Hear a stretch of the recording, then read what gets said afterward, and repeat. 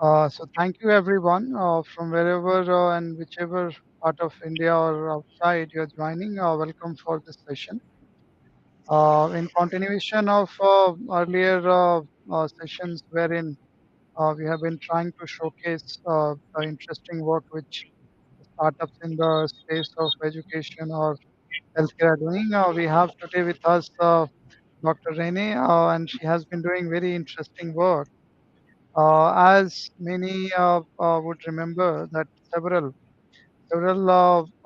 news outlets and even industry stalwarts have talked about that how academic institutions are churning out a lot of graduates. And in India, our default career choice is engineering. By design, it extends there, but they are not very employable. And of course, the practical orientation of the courses which are there, they are in many cases missing. So that is one area where Dr. Rene covers. Thank you, Dr. Rene. Thanks for joining us. Thanks, Dr. Siddhartha. Super excited to be here. Thank you very much. Uh, Okay, wonderful. So, please tell us a brief about yourself. How did you land up with? The doctor is, of course, because of academic pursuit. So, you yourself have gone through a lot of academic rigor. So, how did you go about making this career choice, and then how did you land up in this startup idea? This startup idea. Yeah. To start with, both my parents are teachers, and they strongly believed that Okay. education can change anybody's future. Right? I still remember, like when I was in my 12th grade, my parents were doing their Master of Philosophy along with me when I was studying. Right? So that is a big booster for me. I went on to do BSc Mathematics, and I did the MCA, and then I was a gold medalist there. It was the year 2001, and it was difficult to get a job. So I was teaching for the students over there where I graduated. And later on, when I got the job in the industry, I started with as a quality engineer. When I joined, for me, everything has to fundamentally make sense, right? When I came in, I found that the quality engineers were often saying, "This is how it always works. Do what your manager says," and that was not setting well with me because there was no structure or pattern in terms of what I could do scientifically, right? So people were saying, "Okay, you think and do it." You guess and do it, right? But then there is no mathematical way of saying that, okay, what is my test coverage? So my pursuit started there. And then I did a couple of masters again, just to, because I come from a very small town, and it needed a lot of education for me to upskill myself and grow up in the ladder. So once I figured out, I did a lot of certifications in quality. It did not help me. Then I registered for a PhD. Then I read a lot of papers where the information was produced, a lot of how math is related to computer science and how you can do the coverage scientifically. And there were a lot of tools that were built on top of that. So that gave me a fair idea on like how quality should be. Wherever I have led teams, I have groomed them, and I was able to cut over and then become an engineering leader, and then be on global engineering leadership. And I'm still advisor to some startups. I was on executive boards as well. All through, I have groomed the people, and some of the people who worked under me are director engineering in some of the well reputed institutions as well. So I thought, like, whatever have replicated during my 23 years of corporate career, I should be able to replicate. The reason being, engineering colleges today, when they come to IT, all of them are groomed to be developers, right? For me, the quality engineering is one level above development, because you need to know what is underneath for you to test it appropriately. Then I figured out there is no engineering curriculum for quality. We started from there. We put a 19 subject curriculum. We did the research in terms of like online batches and offline classes for us to understand what are the difficulties, how do we upskill them. And we found like 0 to 16 years of folks were in the same class because they cannot code. And that was an eye opener for us, and we found like how we should build this platform. Today we have HackerRank and Codesi and other the Code Wars and other platforms where they teach development. There is no platform focused on quality, so that is why we started building something super focused on quality. Everybody today, for them, quality is automation. But what we have found is the test has to be right for you to automate the right test. So that is when we started building this platform called iWagam. Okay, okay, wonderful. So when you say quality, what all aspects do you cover? So is it primarily focused on maybe let's say candidates who are looking career in software, or even from the hardware side of it, well, let's say electrical, mechanical, of course, those are the traditional engineering streams. So there also you cover. So if you could just elaborate a bit on that. So that's the beauty of quality, right? It can be encompassing everything. So we have started with IT and then little bit of hardware in terms of IoT and little bit of things that predict things, right? But then there is a lot of scope. So one is the QC part of it where you have to be hands on for you to understand. For example, if you are in IT, you need to know how to script it for you to do some small stubs and see like you don't have to wait till the GUI phase. You can do some level of quality even before the code is deployed. So we are enabling people there. And the other things in terms of the soft part of it, in terms of assurance or in terms of auditing, still there are a lot of things that we could cover. It is a vast subject that nobody has put a platform to. So for us, sky is the limit for us to build it. Okay, wonderful. Being in, let's say, a typical corporate role, or let's say an institutional role where, of course, a lot of your financial requirements are taken care of, and then building something from the scratch, of course, there is the so-called satisfaction and I would say energy which you get to see something coming up. It's almost like raising a child, if I can draw a parallel. So, how do you contrast these two kind of career choices? So being an employee, so one of the things I was hired when I was in corporate world, where I served in their boards and their senior leadership positions, was to improve NPS. There are certain situations we have NPS is Net Promoter Score, where the product is being referred by a customer or not. So some of the when I joined one of the organizations, their NPS was in minus 35 or something, right? So they hired me to Okay. bring it to plus 10%, and in 18 months we were able to do plus 40. So wherever I go, word of mouth is what people hire me for. And even today when I started this, I do a consulting gigs, and that is how I keep my startup going, because we are completely bootstrapped. So what happens is I'd go and fix the quality everywhere so that the delivery gets streamlined, and quality is built ground up, right? And quality in terms of the personal we hire, in terms of the processes, in terms of the tools, everywhere, right? Then everything comes together. Then you can see the results. It's very intangible when you say quality. For example, a developer's work can be measured by the lines of code, but how do you measure quality, right? When your True. production fire start dousing down, and when your customer satisfaction goes up, and when your team is not working day and night, that is when you know like you have done something there. Okay, wonderful. So, of course, over the years, you would have trained a lot of candidates. So, couple of instances where you could talk about that seeing the development, it gave satisfaction. Okay, it was worth starting. So people think that quality is not a well-paid job and it is a poor cousin of developer, but it is not so, right? Because I was well-paid when I was a quality engineer. It depends on the hands-on skill. One of the unfortunate things that we see today is everybody sees quality as a backdoor to IT. In the first 3 years, they don't catch up on technical skills. They never catch up, right? So they become a functional, or in other words, they call themselves manual tester. So one of the instances where when I was in IBM, there was a guy who was a fresher who joined in. We were able to do a lot of things in terms of what quality should be, in terms of building quality ground up. So he is somebody who's a test architect today, who is earning about 80 lakhs today, right? That is a testament. And some of them who worked under me, or like in the well-funded startups in US, they are director of engineering. So when people respond well, so quality is something which you cannot say, okay, you do two for loops and this is how the algorithm works and this is how it can be done, right? So you need a little bit of grooming, real time applications. When you're working, you guide them saying that, hey, why don't you try this? This is what the other companies are doing. For example, LinkedIn is doing this kind of a framework. Why don't we implement here, right? And that it may not be fitting, but how do we ensure we take the essence and build it on our own? So this gives a lot of hands-on practice for people, and then their mind space gets expanded, right? Most of the times the only drawback when you're a quality is you always listen to the developer, or you'll always listen to the architect. You never question back, you get shooed away. So if you are hands on and you can question back, that is where the power comes in, right?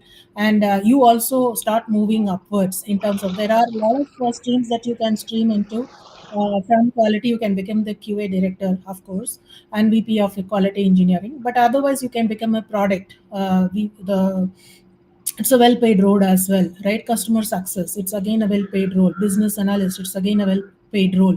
And you can even become an engineering director, like how few other people have done. So it's very important for people to understand that empowerment comes from hands on stuff, so that you can confidently talk. Some of the people don't even touch the repository. If they haven't even touched the repository, they don't know what is getting. When a developer says it will take some time for me to do that log or that merge, then you don't have a choice but to believe in. But if you know how much it is, okay, you give me the access, let me do it, right? That is something that we are looking for in the quality engineer. So that is why when we started our courses in the platform, the first one we built was a hands-on Linux container that gets rendered on the browser, where they can learn Git repository, how to use it. Okay, great. Given that, let's say a lot of candidates you have trained, where do you see, based on what experiences, acceptance from the industry about maybe, let's say, an entity or an organization which primarily focuses on that? That is one. And second, how do you deliver this training? So, what are the platforms, or maybe, let's say, do you conduct workshops also? How do you carry on? So if you could So touch we upon stopped these all two the points. Sure, thanks, Dr. Siddhartha.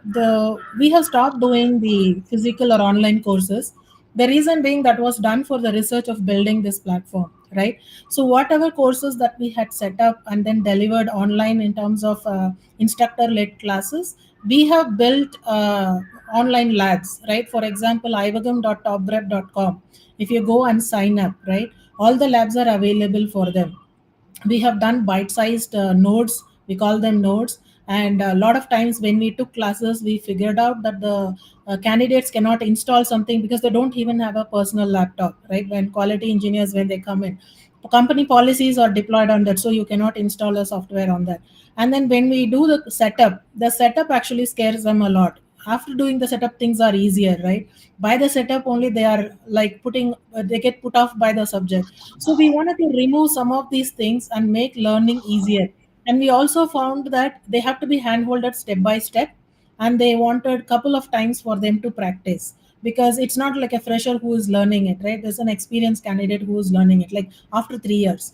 So they have to practice multiple times. So what we have done is, we have done away with all the setup. We render Linux console on the browser.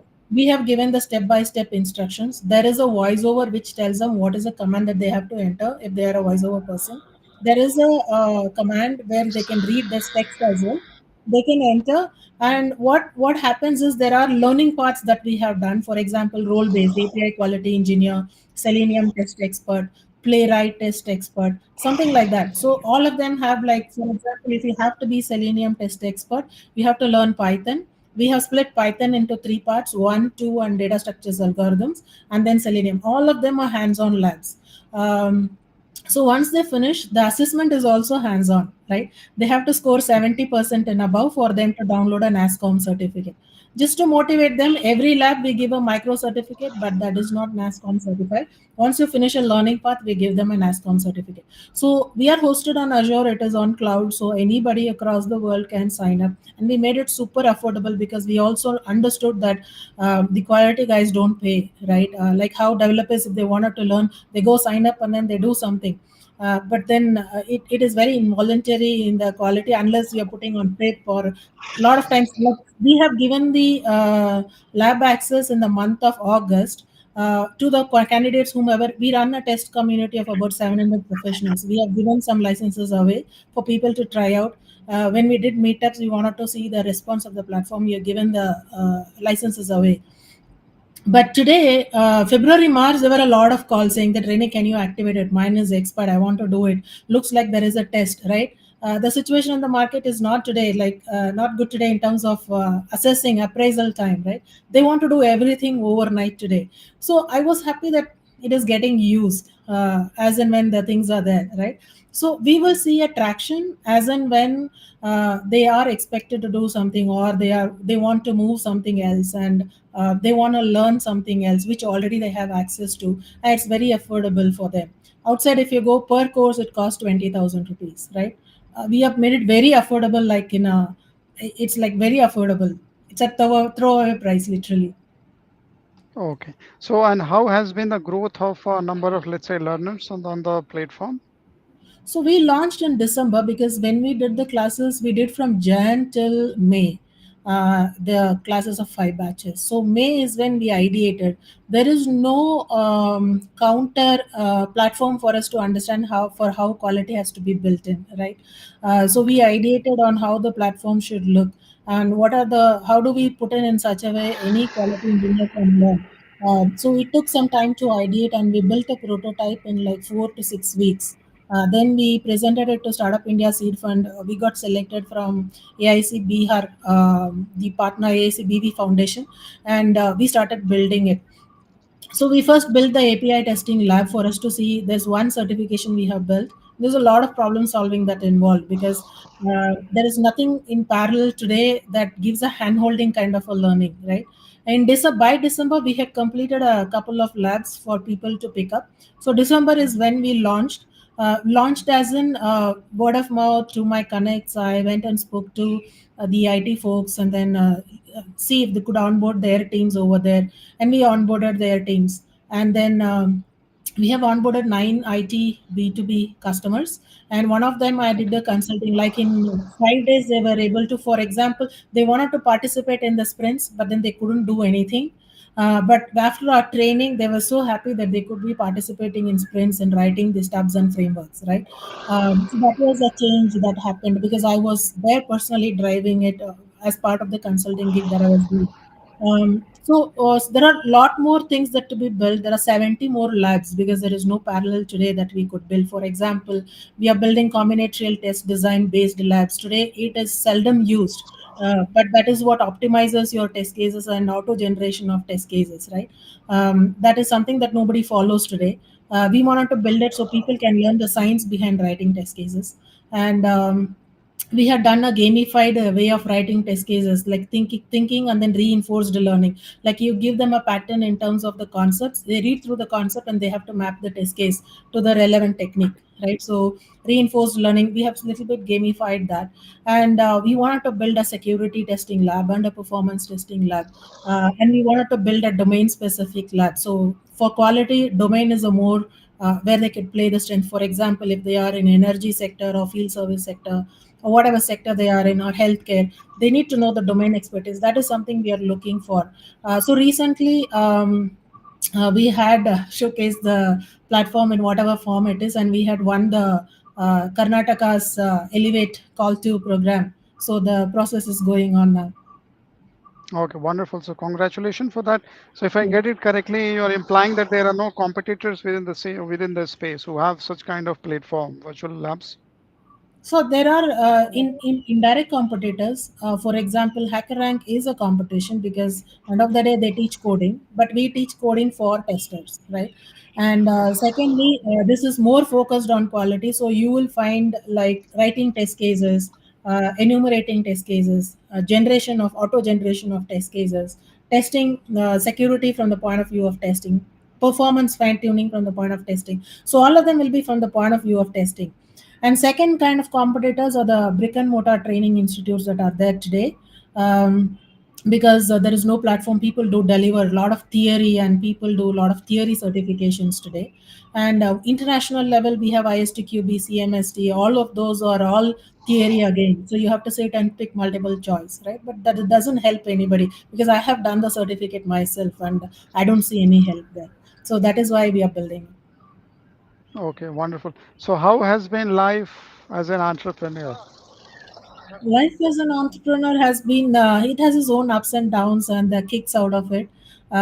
So yeah, building something from the scratch, bootstrapping. I've been an investor in a couple of companies, so I understood the startup ecosystem. I had also worked for some of the startup systems. I have done technical due diligence for some of the startups, but then running one is entirely different. It is a beast that has to be tamed, and I'm still figuring it out. So, yeah, so wonderful. And where do you see the growth? So, let's say if you have to talk about some 5 year, maybe let's say horizon. So, how do you see the growth? And especially we are in the age of AI. So now what you have is you have a lot of AI agents. So even let's say the software making, and recently an organization came out with a software agent which can create codes. And then there are talks of multi-agent based, you can say, environments. So where does maybe let's say whatever the activity which you're doing, where does it fit into that, or are there competitions you perceive from that kind of development? So I think it is actually complementary, Li. Complementary. The reason being, now you can do things faster because you have a co-pilot with you. Maybe systems will evolve like self-healing systems where it's coding on its own, fixing on its own, and then going ahead and deploying on its own. But then I think that it is still some way for it to go forward. The reason being, 30 years ago, India was primarily IT market because testing was outsourced into India, right? They didn't have to share the IP. That is how it started, and then they started automating it. And today I can guarantee you that at least 85 to 90% of the companies, even though they have automation, they don't give a go or no go to production based on automation, right? And Oh, then the reason being, the automation fails and then it takes hours to run, and when you deploy it you can run only sanity, so you will need a lot of things that are there. If there are companies like GitHub who deliver software to developers for them to develop, right? They have 100 is to 1 quality because they're kind of they do ground up. Testing is a triangle, like where you have to take care of the unit in the base, right? Only then GUI will work. For example, if you take ERP, CRM, customer related implementations, most of them focus on GUI and forget about the base of the pyramid. So automation never works there, right? So as long as we make something disciplined where some of the systems are reinvented from the scratch, I doubt it will be possible for us because the scenarios are plenty, and you will not want to push code into production which you don't know what is there in that, right? So yeah, agree. and for example, automation. If you look, there are a lot of AI that could generate in terms of recognize the objects and do it. These all will help you to move faster, definitely. But then if you see, every developer is generating code and putting in the repository and then testing it. So every developer is becoming a tester now, right? So it is and some of the code that is generated is you don't know whether it's for performance or or quality or something is being seeded there. How do you watermark your code? These are some of the things that are being trending today. So these are some of the things that will always keep the quality alive. And you need to be a better quality engineer for you to succeed in your career. Okay, great. So, a kind of you're implying night shift to testing itself. So even the likelihood that Yeah, okay, maybe right. quality demand might shoot up There even. are So at least maybe let's. Okay. So that's very, very interesting. As you mentioned in the middle of this session, that so far what you have achieved, and it's I would say phenomenal. You have been doing this through bootstrapping whatever resources you had at your disposal. So as far as reaching out to, let's say, investor community is concerned, and of course, I'm going to circulate within the network I have access to. What are your expectations from there? And then how do you perceive that some set of investment could help you, maybe, let's say, broaden, maybe, let's say, your area of whatever impact? Yeah.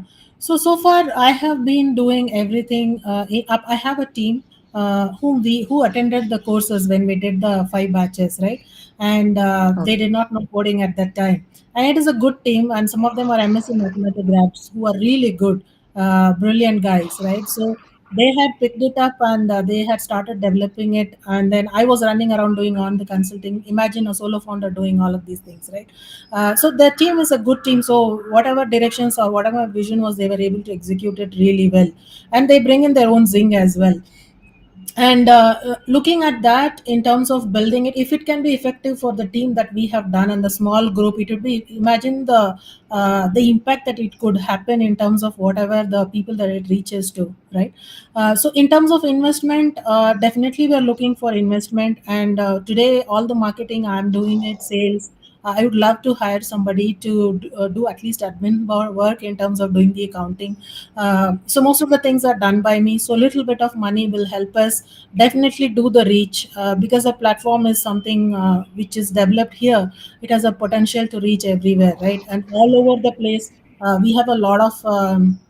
For example, in UK, 8,000 pounds is what the Selenium course costs, right? Ours is like nowhere close to that. So people would definitely benefit from that. So we need funding definitely for us to go to that reach, or even go to the trade shows or the IT conferences for us to present. Because what happens is, when you're working, when you say that you are a quality person, people shut off that like that. They don't want to hear about you. They want to hear about somebody else, right? In terms of what is happening. And whenever something goes well on production, the developer takes credit. And whenever something goes wrong on production, the QA takes the QA takes the flag. So something like that. When I go to the investors, um, sometimes I think that quality is something that is not needed in the AI world, but then there is no time that is best like today for quality to get the future up, right? So this is something that I wanted to communicate. If you are circulating, this is the best time to invest, so that they could actually go ahead and make a difference, prepare the future in terms of what goes into production. Because Agreed, if you agreed. see, So if you see the whole yeah, please world, go ahead. if you see the whole world, right, we always keep saying that the quality guys are the ones who keep the world safe and running, because they keep out all the issues. They have to test it properly. Hospital systems, airline systems, banking, quality has to be there, right? There are life, health, and safety critical systems. So definitely, AI, I'm not sure like people will trust directly to go to production. Agreed. So if I have to draw parallel even of AI systems, so my doctorate is in analytics. When ChatGPT came, it's a system, and even the investors and then the founding team of OpenAI, they themselves brought a document which talks about that AI is prone to hallucination. So of course it is in the very nascent stage. Quality has to be assured, and that's where ChatGPT 3.5 to ChatGPT 4. There was a lot of human intervention and in terms of ensuring the quality.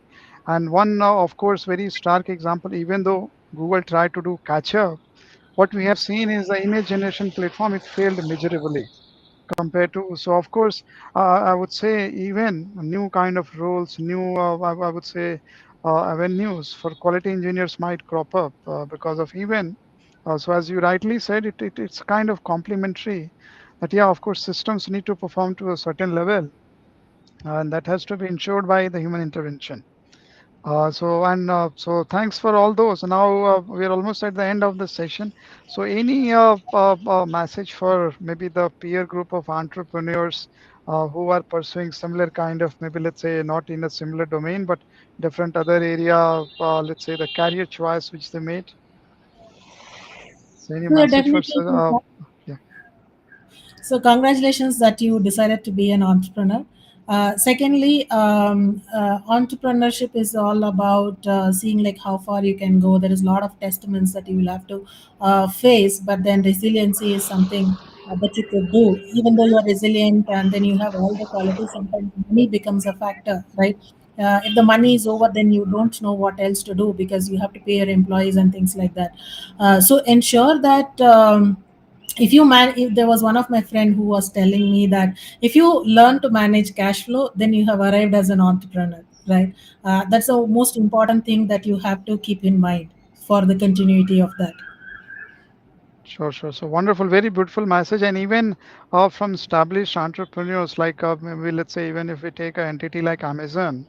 One of the interviews I was listening, that of Jeff Bezos. So he classifies entrepreneurs in two categories. One being missionaries, and second one being the ones who are just doing it for the sake of it, and then they intend to sell it. Of course, the focus and what based on whatever experience has, and of course, Amazon where it stands, it was pioneer in that area. Flipkart came from the so-called employees of Amazon. So that, of course, rightly fits into that when entrepreneurs are doing something out of their own interest, out of the intrinsic life, it adds a lot of value. So even if, let's say, they make one mistake, or maybe let's say they fail at one place, one should not consider it as a failure, but maybe not success, because those two things are not same. So of course, even it enables a lot of learning, and of course that learning would translate into something better. So very beautiful message from your end. So thank you everyone who stayed with us for this whole session. Thank you, Dr. Rene, for sharing your wonderful thoughts. And I see, and of course, other participants who join and subsequently will observe it. They'll also see a lot of utility within the particular sector which you are operating. Thank you very much, Dr. Siddhartha. This is a lovely job that you are doing. There's a lot of support that the entrepreneurs need, and this is one of the best support that you could do because when we listen to somebody speak or when you have the opportunity to talk, it's a mutual way of, it's a bi-directional way of learning, right? So that's one of the best learning that you could facilitate. So I'm super excited to be part of this event. I'm super proud that you're doing something like this. Thank you very much for the opportunity. Thank you, Doctor.